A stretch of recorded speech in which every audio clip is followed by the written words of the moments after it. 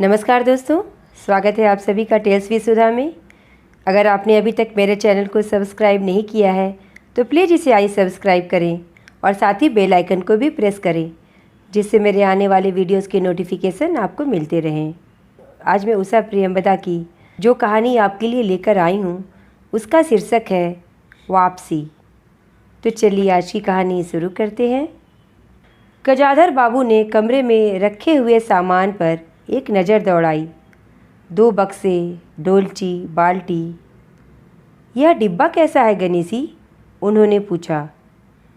गणेशी बिस्तर बांधता हुआ कुछ गर्व, कुछ दुख और कुछ लज्जा से बोला, घरवाली ने साथ में कुछ बेसन के लड्डू रख दिए हैं। कहा बाबूजी को पसंद थे। अब कहाँ हम गरीब लोग आपकी कुछ खातिर कर पाएंगे।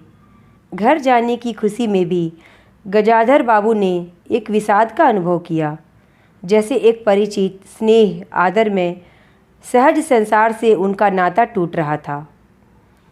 कभी कभी हम लोगों की भी खबर लेते रहिएगा, गणेशी बिस्तर में रस्सी बांधता हुआ बोला। कभी कुछ ज़रूरत हो तो लिखना गणेशी, इस अगहन तक बिटिया की शादी कर दो। गणेशी ने अंगोछे के छोर से आंखें पोंछीं। अब आप लोग सहारा न देंगे तो कौन देगा? आप यहाँ रहते तो शादी में कुछ हौसला रहता। गजाधर बाबू चलने को तैयार बैठे थे। रेलवे क्वार्टर का वह कमरा जिसमें उन्होंने कितने वर्ष बिताए थे, उनका सामान हट जाने से कुरूप और नग्न लग रहा था। आंगन में रोपे पौधे भी जान पहचान के लोग ले गए थे और जगह जगह मिट्टी बिखरी हुई थी, पर पत्नी और बाल बच्चों के साथ रहने की कल्पना में यह बिछोह एक दुर्बल लहर की तरह उठकर विलीन हो गया। गजाधर बाबू खुश थे। 35 साल की नौकरी के बाद वह रिटायर होकर जा रहे थे। इन वर्षों में अधिकांश समय उन्होंने अकेले रहकर काटा था।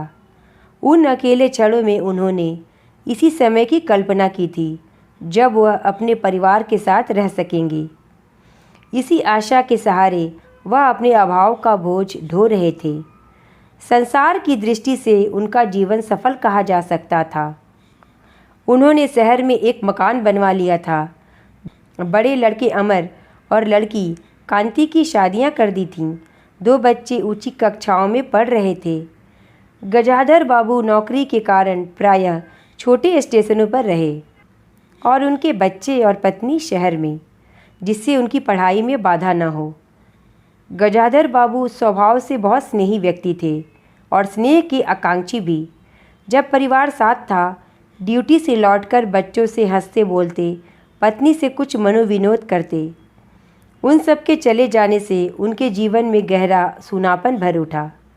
खाली क्षणों में उनसे घर में टिका न जाता। कभी प्रकृति के न होने पर भी उन्हें पत्नी की स्नेहपूर्ण बातें याद आती रहतीं। दोपहर में गर्मी होने पर भी 2 बजे तक आग जलाए रहती और उनके स्टेशन से वापस आने पर गर्म गर्म रोटियां सेकती। उनके खा चुकने और मना करने पर भी थोड़ा सा कुछ और थाली में परोस देती और बड़े प्यार से आग्रह करती। जब वह थके हारे बाहर से आते तो उनकी आहट पाकर रसोई के द्वार पर निकल आती और उनकी सलज्ज आंखें मुस्कुरा उठती। गजाधर बाबू को तब हर छोटी बात भी याद आती और उदास हो उठते। अब कितने वर्षों बाद वह अवसर आया था जब वह फिर उसी स्नेह और आदर के मध्य रहने जा रहे थे। टोपी उतारकर गजाधर बाबू ने चरपाई पर रख दी। जूते खोलकर नीचे खिसका दिए। अंदर से रह रह कर कह-कहों की आवाज़ आ रही थी। इतवार का दिन था और उनके सब बच्चे इकट्ठे होकर नाश्ता कर रहे थे। गजाधर बाबू के सूखे होठों पर स्निग्ध मुस्कान आ गई। उसी तरह मुस्काते हुए वह बिना खांसे हुए अंदर चले गए। उन्होंने देखा कि नरेंद्र कमर पर हाथ रखे शायद रात की फिल्म में देखे गए किसी नृत्य की नकल कर रहा था और बसंती हंस हंस कर दूहरी हुई जा रही थी। अमर की बहू को अपने तन बदन, आंचल या घूंघट का कोई होश न था और वह उन्मुक्त रूप से हंस रही थी। गजाधर बाबू को देखते ही नरेंद्र धप से बैठ गया और चाय का प्याला उठाकर मुंह से लगा लिया। बहू को होश आया और उसने झट से माथा ढक लिया। केवल बसंती का शरीर रह रहकर हंसी दबाने के प्रयत्न में हिलता रहा। गजाधर बाबू ने मुस्कुराते हुए उन लोगों को देखा, फिर कहा, क्यों नरेंद्र, क्या नकल हो रही है? कुछ नहीं बाबूजी, नरेंद्र ने सिटपिटाकर कहा। गजाधर बाबू ने चाहा था कि वह भी इस मनोविनोद में भाग लेते, पर उनके आते ही जैसे सब कुंठित हो चुप हो गए। इससे उनके मन में थोड़ी सी खिन्नता उपज आई। बैठते हुए बोले, बसंती, चाय मुझे भी देना। तुम्हारी अम्मा की पूजा अभी चल रही है क्या? बसंती ने माँ की कोठरी की ओर देखा। अभी आती ही होंगी, और प्याले में उनके लिए चाय छानने लगी। बहू चुपचाप पहले ही चली गई थी। अब नरेंद्र भी चाय का आखिरी घूंट पीकर उठ खड़ा हुआ। केवल बसंती पिता के लिहाज में चौके में बैठी माँ की राह देख रही थी। गजाधर बाबू ने एक घूंट चाय पी, फिर बोले, बेटी, चाय तो बहुत फीकी है। लाइए, चीनी और डाल दूँ, बसंती बोली। रहने दो, तुम्हारी अम्मा जब आएगी तब पी लूँगा।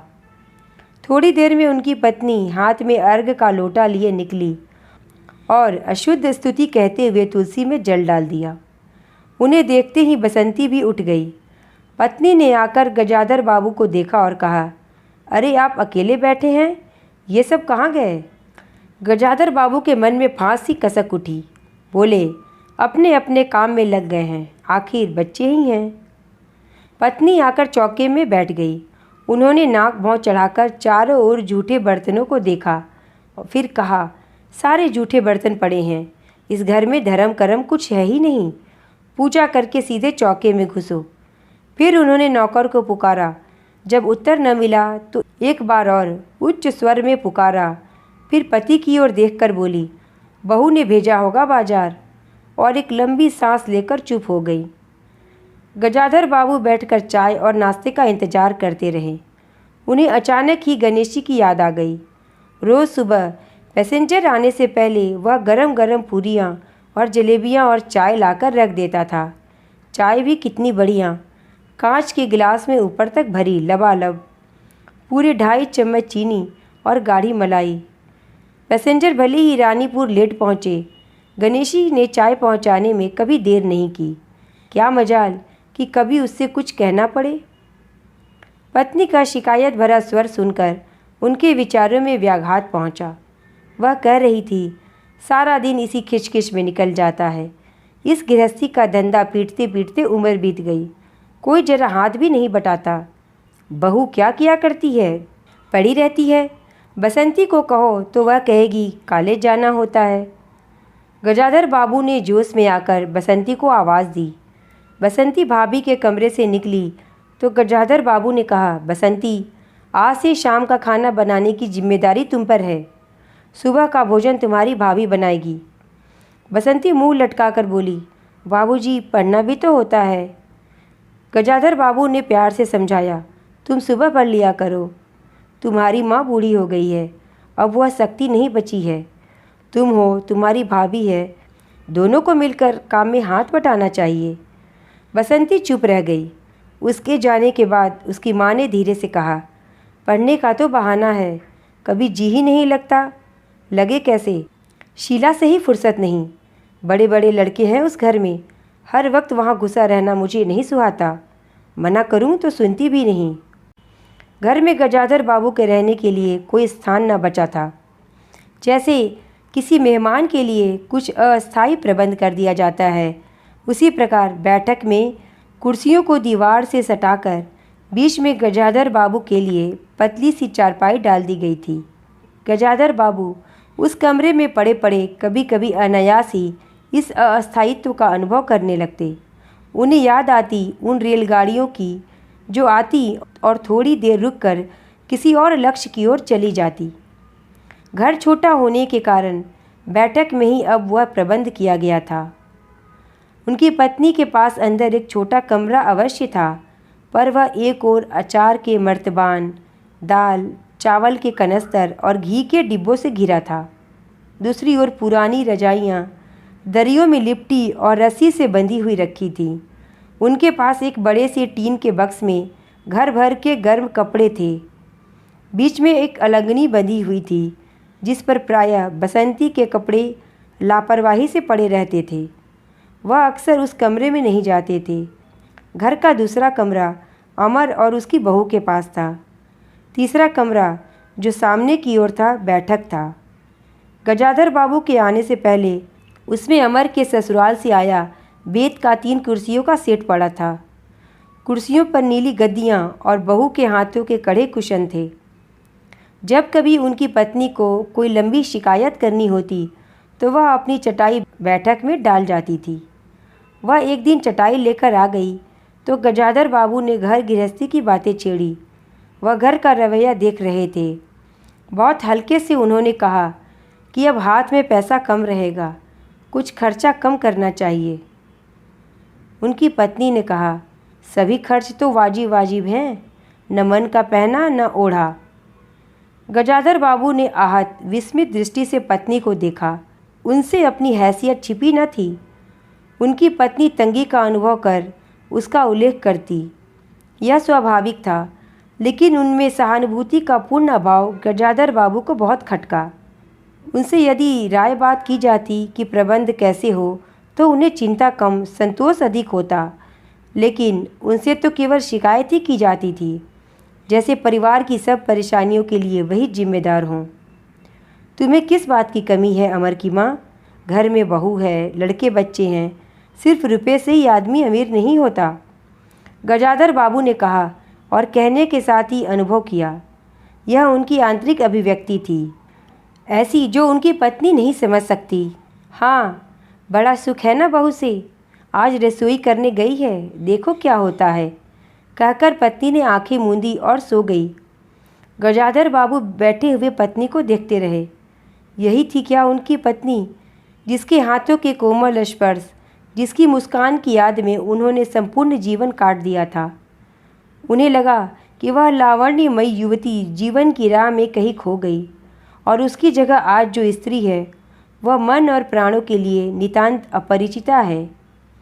गाढ़ी नींद में डूबी उनकी पत्नी का भारी शरीर बहुत बेडौल और कुरूप लग रहा था, श्रीहीन और रूखा था।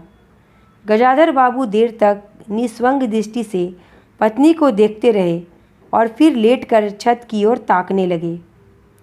अंदर कुछ गिरा और उनकी पत्नी हड़बड़ाकर उठ बैठी। लो, बिल्ली ने कुछ गिरा दिया शायद, और कहकर अंदर भागी। थोड़ी देर में लौट कर आईं तो उनका मुंह फूला हुआ था।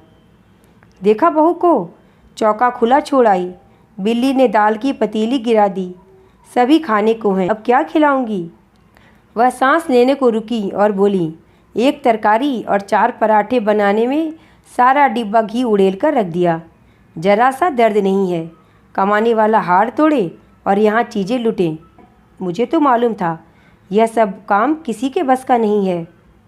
गजाधर बाबू को लगा कि पत्नी कुछ और बोलेंगी तो उनके कान झंझना उठेंगे।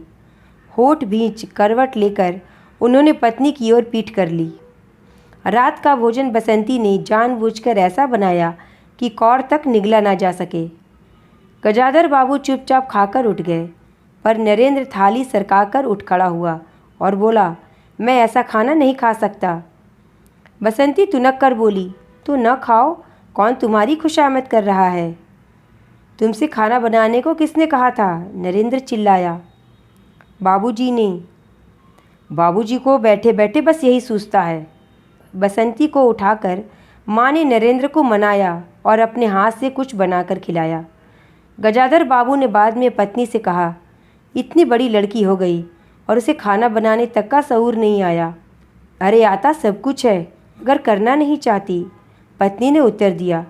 अगली शाम माँ को रसोई में देख कपड़े बदलकर बसंती बाहर आई तो बैठक में गजाधर बाबू ने टोक दिया, कहाँ जा रही हो?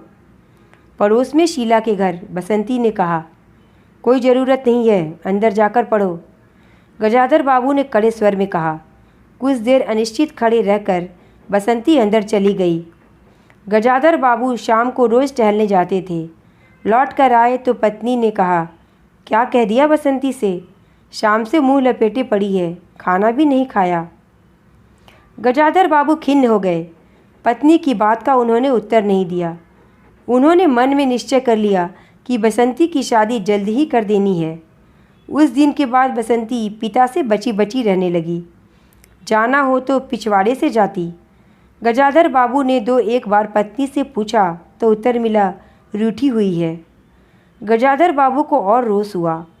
लड़की के इतने मिजाज, जाने को रोक दिया तो पिता से बोलेगी नहीं। फिर उनकी पत्नी ने ही सूचना दी कि अमर अलग होने की सोच रहा है। क्यों? गजाधर बाबू ने चकित होकर पूछा। पत्नी ने साफ साफ उत्तर नहीं दिया। अमर और उसकी बहू की शिकायतें बहुत थीं। उनका कहना था कि गजाधर बाबू हमेशा बैठक में ही पड़े रहते हैं। कोई आने जाने वाला हो तो कहीं बिठाने की जगह नहीं। अमर को अभी वह छोटा सा समझते हैं और मौके बेमौके टोक देते हैं। बहू को काम करना पड़ता था और सास जब तक फूहड़पन पर ताने देती रहती थी। हमारे आने के पहले भी कभी ऐसी बातें हुई थीं? गजाधर बाबू ने पूछा। पत्नी ने सिर हिलाकर जताया, नहीं। पहले अमर घर का मालिक बनकर रहता था। बहू को कोई रोक टोक न थी। अमर के दोस्तों का प्रायः यही अड्डा जमा रहता था और अंदर से चाय नाश्ता तैयार होकर आता था। बसंती को भी वही अच्छा लगता था। गजाधर बाबू ने बहुत धीरे से कहा, अमर से कहो जल्दबाजी की कोई ज़रूरत नहीं है। अगले दिन सुबह घूमकर लौटे तो उन्होंने पाया कि बैठक में उनकी चारपाई नहीं है। अंदर आकर पूछने वाले ही थे कि उनकी दृष्टि रसोई के अंदर बैठी पत्नी पर पड़ी। उन्होंने यह कहने को मुंह खोला कि बहू कहाँ है, पर कुछ याद कर चुप हो गए। पत्नी की कोठरी में झांका तो अचार रजाइयों और कनस्तरों के मध्य अपनी चारपाई लगी पाई। गजाधर बाबू ने कोट उतारा और कहीं टांगने के लिए दीवार पर नज़र दौड़ाई। फिर उसे मोड़कर अलगनी के कुछ कपड़े खिसकाकर एक किनारे टांग दिया। कुछ खाए बिना ही अपनी चारपाई पर लेट गए। कुछ भी हो, तन आखिरकार बूढ़ा ही था। सुबह शाम कुछ देर टहलने अवश्य जाते थे, पर आते जाते थक उठते थे। गजाधर बाबू को अपना बड़ा सा खुला हुआ क्वार्टर याद आ गया। निश्चिंत जीवन। सुबह पैसेंजर ट्रेन आने पर स्टेशन पर की चहल पहल, चिर परिचित चेहरे और पटरी पर रेल के पहियों की खटखट जो उनके लिए मधुर संगीत की तरह था। तूफान और डाक गाड़ी के इंजनों की चिघाड़ उनकी अकेली रातों की साथी थी। सेठ रामजी मल की मील के कुछ लोग कभी कभी पास आ जाते, वह उनका दायरा था, वही उनके साथी। वह जीवन उन्हें कोई खोई निधि सा प्रतीत हुआ। उन्हें लगा वह जिंदगी द्वारा ठगे गए हैं। उन्होंने जो कुछ चाहा उसमें से उन्हें एक बूंद भी न मिली। लेटे हुए वह घर के अंदर से आते विविध स्वरों को सुनते रहे। बहू और सास की छोटी सी झड़प, बाल्टी पर खुले नल की आवाज़, रसोई के बर्तनों की खटपट और उसी में गौरैयों का वार्तालाप। और अचानक ही उन्होंने निश्चय कर लिया कि अब घर की किसी बात में दखल न देंगे। यदि गृहस्वामी के लिए पूरे घर में एक चारपाई की जगह यही है तो यही पड़े रहेंगे। अगर कहीं और डाल दी गई तो वहाँ चले जाएंगे। यदि बच्चों के जीवन में उनके लिए कहीं स्थान नहीं तो अपने ही घर में परदेसी की तरह पड़े रहेंगे। और उस दिन के बाद सचमुच गजाधर बाबू कुछ नहीं बोले। नरेंद्र मांगने आया तो उसे बिना कारण पूछे रुपए दे दिए। बसंती काफ़ी अंधेरा हो जाने के बाद भी पड़ोस में रही तो भी उन्होंने कुछ नहीं कहा। पर उन्हें सबसे बड़ा गम यह था कि उनकी पत्नी ने भी उनमें कुछ परिवर्तन लक्ष्य नहीं किया। वह मन ही मन कितना भार ढो रहे हैं इससे वह अनजान बनी रही, बल्कि उन्हें पति के घर के मामले में हस्तक्षेप न करने के कारण शांति ही थी। कभी कभी वह कह उठती, ठीक ही है, आप बीच में न पड़ा कीजिए, बच्चे बड़े हो गए हैं, हमारा जो कर्तव्य था कर रहे हैं, पढ़ा रहे हैं, शादी कर देंगे। गजाधर बाबू ने आह दृष्टि से पत्नी को देखा। उन्होंने अनुभव किया कि वह पत्नी व बच्चों के लिए केवल धनोपार्जन के निमित्त मात्र हैं। जिस व्यक्ति के अस्तित्व से पत्नी मांग में सिंदूर डालने की अधिकारी है, समाज में उसकी प्रतिष्ठा है, उसके सामने वह 2 वक्त के भोजन की थाली रख देने से सारे कर्तव्यों से छुट्टी पा जाती है। वह घी और चीनी के डब्बों में इतनी रमी हुई है कि अब वही उसकी संपूर्ण दुनिया बन गई है। गजाधर बाबू उसके जीवन के केंद्र नहीं हो सकते। उन्हें तो अब बेटी की शादी के लिए भी उत्साह बुझ गया। किसी बात में हस्तक्षेप न करने के निश्चय के बाद भी उनका अस्तित्व उस वातावरण का एक भाग न बन सका। उनकी उपस्थिति उस घर में ऐसी असंगत लगने लगी थी जैसे सजी हुई बैठक में उनकी चारपाई थी। उनकी सारी खुशी एक गहरी उदासीनता में डूब गई। इतने सब निश्चयों के बावजूद भी गजाधर बाबू एक दिन बीच में दखल दे बैठे। पत्नी स्वभावानुसार नौकर की शिकायत कर रही थी, कितना कामचोर है, बाजार की हर चीज़ों में पैसा बनाता है, खाना खाने बैठता है तो खाता ही चला जाता है। गजाधर बाबू को बराबर यह महसूस होता रहता था कि उनके रहन सहन और खर्च उनकी हैसियत से कहीं ज़्यादा हैं। पत्नी की बात सुनकर लगा, नौकर का खर्च बिल्कुल बेकार है, छोटा मोटा काम है, घर में 3 मर्द हैं, कोई न कोई कर ही देगा। उन्होंने उसी दिन नौकर का हिसाब कर दिया। अमर दफ्तर से आया तो नौकर को पुकारने लगा। अमर की बहू बोली, बाबूजी ने नौकर छुड़ा दिया है। क्यों? कहते हैं खर्च बहुत है। यह वार्तालाप बहुत सीधा सा था, पर जिस टोन में बहू बोली, गजाधर बाबू को खटक गया। उस दिन जी भारी होने के कारण गजाधर बाबू टहलने नहीं गए थे। आलस्य में उठकर बत्ती भी नहीं जलाई। इस बात से बेखबर नरेंद्र माँ से कहने लगा, अम्मा तुम बाबूजी से कहती क्यों नहीं? बैठे बिठाए कुछ नहीं तो नौकर ही छुड़वा दिया। अगर बाबूजी यह समझें कि मैं साइकिल पर गेहूँ रखकर आटा पिसाने जाऊँगा तो यह मुझसे नहीं होगा। हाँ अम्मा, बसंती का स्वर था, मैं कॉलेज भी जाऊँ और लौटकर घर में झाड़ू भी लगाऊँ, यह मेरे बस की बात नहीं है। बूढ़े आदमी हैं, अमर भुनभुनाया, चुपचाप पड़े रहें, हर चीज़ में दखल क्यों देते हैं? पत्नी ने बड़े व्यंग से कहा, और कुछ नहीं सूझा तो तुम्हारी बहू को ही चौके में भेज दिया। वह गई तो 15 दिन का राशन 5 दिन में बनाकर रख दिया। बहू कुछ कहे इससे पहले वह चौके में घुस गई। कुछ देर में अपनी कोठरी में आई और बिजली जलाई तो गजाधर बाबू को लेटे देख बड़ी सिटपिटाई।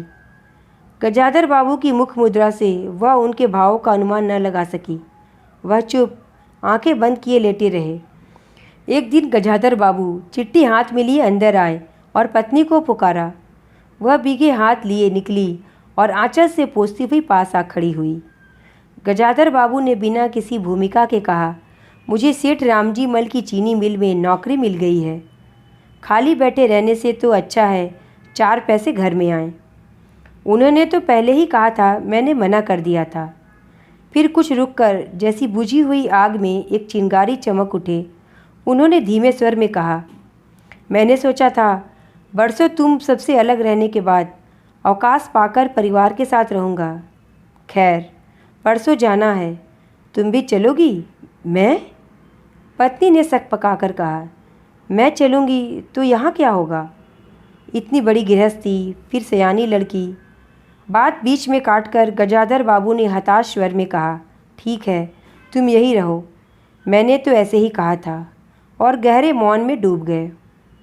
नरेंद्र ने बड़ी तत्परता से बिस्तर बांधा और रिक्शा बुला लाया। गजाधर बाबू का टीन का बक्स और पतला सा बिस्तर उस पर रख दिया गया। नाश्ते के लिए लड्डू और मठरी की डलिया हाथ में लिए गजाधर बाबू रिक्शे में बैठ गए। एक दृष्टि उन्होंने अपने परिवार पर डाली और फिर दूसरी ओर देखने लगे और रिक्शा चल पड़ा। उनके जाने के बाद सब अंदर लौट आए। बहू ने अमर से पूछा, सिनेमा चलिएगा ना? बसंती ने उछलकर कहा, भैया हमें भी। गजाधर बाबू की पत्नी सीधे चौके में चली गई। बची हुई मटरियों को कटोरदान में रखकर अपने कमरे में आई और कनस्तरों के पास रख दिया। फिर बाहर आकर कहा, अरे नरेंद्र, बाबूजी की चारपाई कमरे से निकाल दे, उसमें चलने तक को जगह नहीं है। तो यह थी आज की कहानी। उम्मीद है आपको पसंद आई होगी। अच्छी लगी हो तो प्लीज़ इसे लाइक और शेयर करें और मेरे चैनल को आज ही सब्सक्राइब करें। धन्यवाद।